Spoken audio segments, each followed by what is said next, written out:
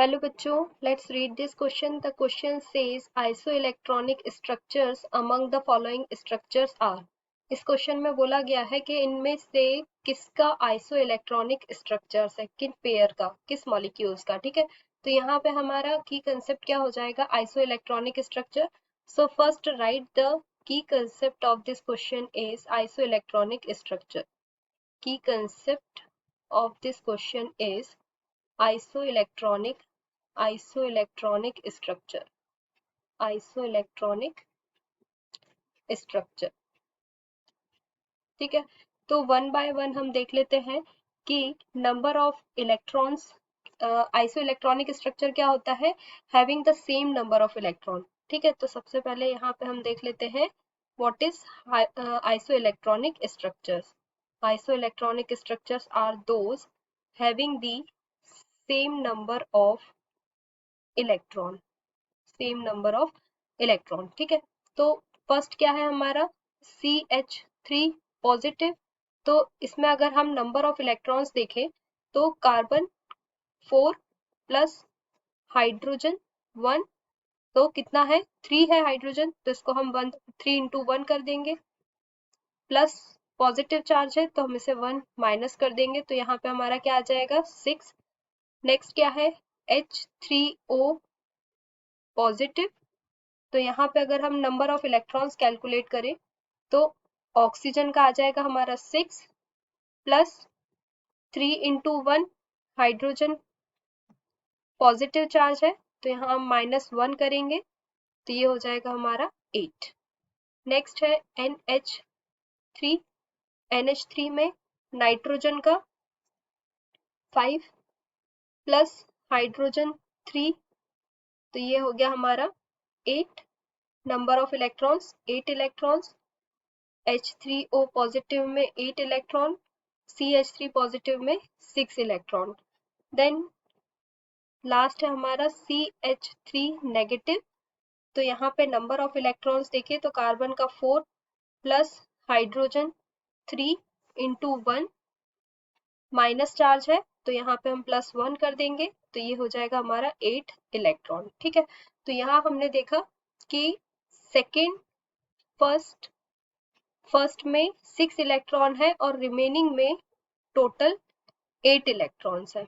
ठीक है, तो यहाँ पे जो हमारा सेकेंड थर्ड और फोर्थ है तीनों में ही सेम नंबर ऑफ इलेक्ट्रॉन्स है. ठीक है, तो हम इन सब का अगर हाइब्रिडाइजेशन और स्ट्रक्चर देखें तो फर्स्ट क्या है हमारा CH3 पॉजिटिव.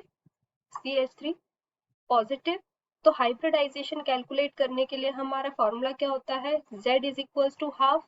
Z क्या रिप्रेजेंट कर रहा है हाइब्रिडाइजेशन को, number of valence electron of central atom, valence electron of central atom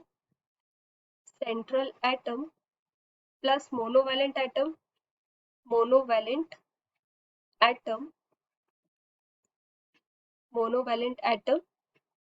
plus charge, plus minus charge, इधर इट इज कैटायन और एनायन. ठीक है, तो इस फॉर्मूला का यूज करके हम यहाँ पे हाइब्रिडाइजेशन और शेप देख लेते हैं. तो फर्स्ट जो हमारा मॉलिक्यूल था वो क्या था CH3 पॉजिटिव. तो इसका अगर हम हाइब्रिडाइजेशन देखें तो क्या हो जाएगा, half number of valence electron of central atom यहाँ पे क्या है carbon, valence electron 4 plus monovalent atom hydrogen, positive charge है तो 1 माइनस हो जाएगा यहाँ पे, तो ये हमारी वैल्यू क्या आ जाएगी हाफ इंटू 6, तो ये हो जाएगा हमारा 3. तो हाइब्रिडाइजेशन क्या हो जाएगा sp2 हाइब्रिडाइजेशन. ठीक है, और स्ट्रक्चर कैसा होगा sp2 हाइब्रिडाइजेशन में, प्लेनर स्ट्रक्चर हो जाएगा. सेकेंड ऑप्शन क्या है हमारा, सेकेंड है option number second H3O positive. तो यहाँ पे हम H3O पॉजिटिव का हाइब्रिडाइजेशन देखें, H3O पॉजिटिव, तो इसका हाइब्रिडाइजेशन क्या होगा,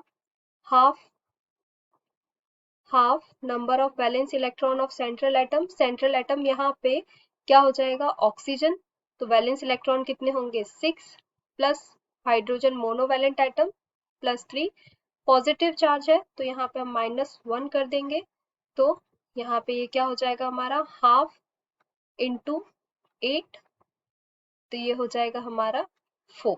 ठीक है, 4 है तो हाइब्रिडाइजेशन क्या होगा इसका, sp3 हाइब्रिडाइजेशन। ठीक है, और शेप कैसा हो जाएगा इसका, पिरामिडल स्ट्रक्चर हो जाएगा।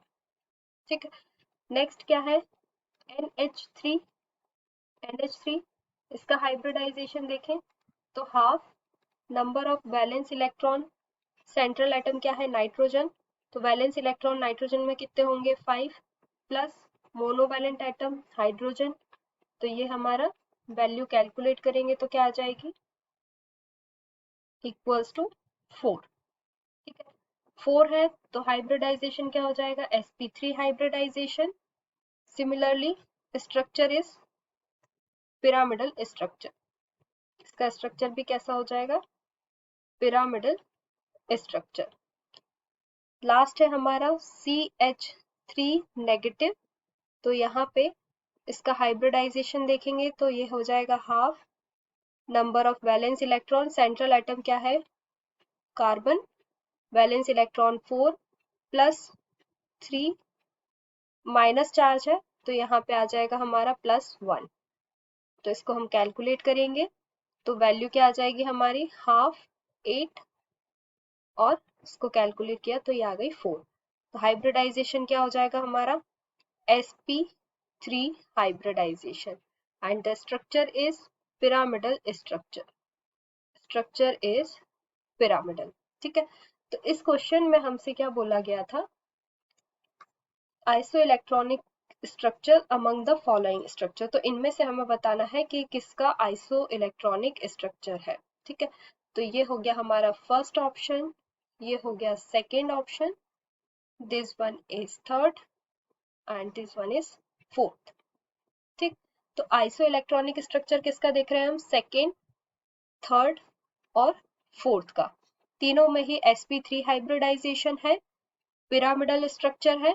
ठीक है, तो यहाँ पे हमारा जो ऑप्शन होगा वो क्या हो जाएगा, सेकेंड, थर्ड और फोर्थ, तो option number D is correct, तो यहाँ आंसर आ जाएगा हमारा option number D is correct. Hope you understood it well, best of luck.